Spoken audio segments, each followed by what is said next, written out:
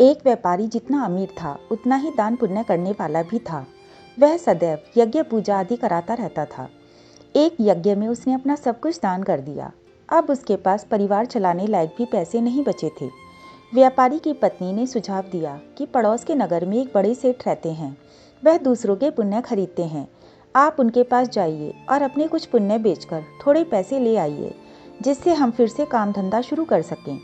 पुण्य बेचने की व्यापारी की बिल्कुल भी इच्छा नहीं थी, लेकिन पत्नी के दबाव और बच्चों की चिंता में वह पुण्य बेचने को तैयार हुआ। पत्नी ने रास्ते में खाने के लिए 4 रोटियां बनाकर दे दी। व्यापारी चलता चलता उस नगर के पास पहुंचा जहां पुण्य के खरीदार सेठ रहते थे। उसे भूख लगी थी। नगर में प्रवेश करने से पहले उसने सोचा कि भोजन कर लिया जाए। उसने जैसे ही रोटियां निकाली, एक कुतिया तुरंत के जन्म में अपने 3 बच्चों के साथ आकर खड़ी हुई। कुतिया ने अपने बच्चों को जंगल में जन्म दिया था। बारिश के दिन थे और बच्चे छोटे थे, इसीलिए वह उन्हें छोड़कर नगर में नहीं जा सकती थी। व्यापारी को दया आ गई। उसने एक रोटी कुतिया को खाने के लिए दे दी।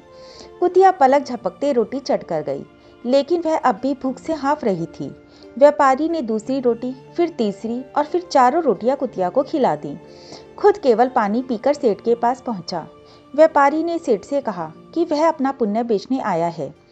सेठ व्यस्त था। उसने कहा कि शाम को आओ। दोपहर में सेठ भोजन के लिए घर गया और उसने अपनी पत्नी को बताया कि एक व्यापारी अपने पुण्य बेचने के लिए आया है। उसका कौन सा पुण्य खरीदूं? सेठ की पत्नी बहुत पतिव्रता और सिद्ध थी। उसने ध्यान लगाकर देख लिया कि आज व्यापारी ने कुतिया को रोटी खिलाई है। उसने अपने पति से कहा कि उसका आज का पुण्य खरीदना, जो उसने एक जानवर को रोटी खिलाकर कमाया है, वह उसका अब तक का सर्वश्रेष्ठ पुण्य है। व्यापारी शाम को फिर अपना पुण्य बेचने आया। सेठ ने कहा, आज आपने जो यज्ञ किया है, मैं उसका पुण्य लेना चाहता हूँ। व्यापारी हंसने लगा। उसने कहा कि अगर मेरे पास यज्ञ के लिए पैसे होते तो क्या मैं आपके पास पुण्य बेचने आता? सेठ ने कहा कि आज आपने किसी भूखे जानवर को भोजन कराकर उसके और उसके बच्चों के प्राणों की रक्षा की है। मुझे वही पुण्य चाहिए। व्यापारी वह पुण्य बेचने को तैयार हुआ। सेठ ने कहा कि उस पुण्य के बदले वह व्यापारी को 4 रोटियों के वजन के बराबर हीरे मोती देगा। 4 रोटियां बनाई गईं और उसे तराजू के एक पलड़े में रखा गया। दूसरे पलड़े में सेठ ने एक पोटली में भरकर हीरे जवाहरात रखे। पलड़ा हिला तक नहीं। दूसरी पोटली मंगाई गई, फिर भी पलड़ा नहीं हिला।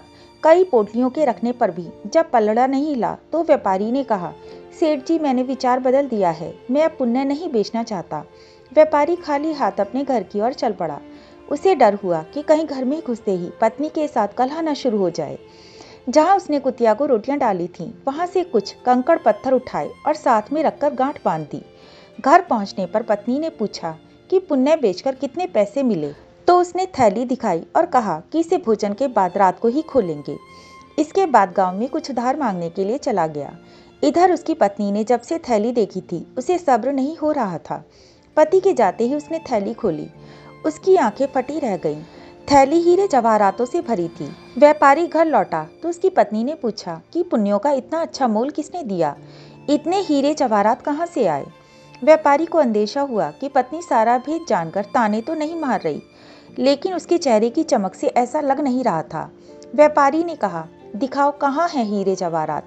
पत्नी ने लाकर पोटली उसके सामने उलट दी। उसमें से बेशकीमती रत्न गिरे। व्यापारी हैरान रह गया। फिर उसने पत्नी को सारी बात बता दी। पत्नी को पछतावा हुआ कि उसने अपने पति को विपत्ति में पुण्य बेचने को विवश किया। दोनों ने तय किया कि वह इसमें से कुछ अंश निकालकर व्यापार शुरू करेंगे। व्यापार से प्राप्त धन को इसमें मिलाकर जन कल्याण में लगा देंगे। दोस्तों, ईश्वर आपकी परीक्षा लेता है।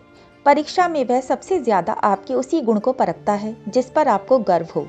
अगर आप परीक्षा में खरे उतर जाते हैं तो ईश्वर वह गुण आप में हमेशा के लिए वरदान स्वरूप दे देते हैं। अगर परीक्षा में उत्तीर्ण ना हुए तो ईश्वर उस गुण के लिए योग्य किसी अन्य व्यक्ति की तलाश में लग जाते हैं। इसीलिए विपत्ति काल में भी भगवान पर भरोसा रखकर सही राह चलनी चाहिए। आपके कंकड़ पत्थर भी अनमोल रत्न हो सकते हैं। जय जय श्री राधे।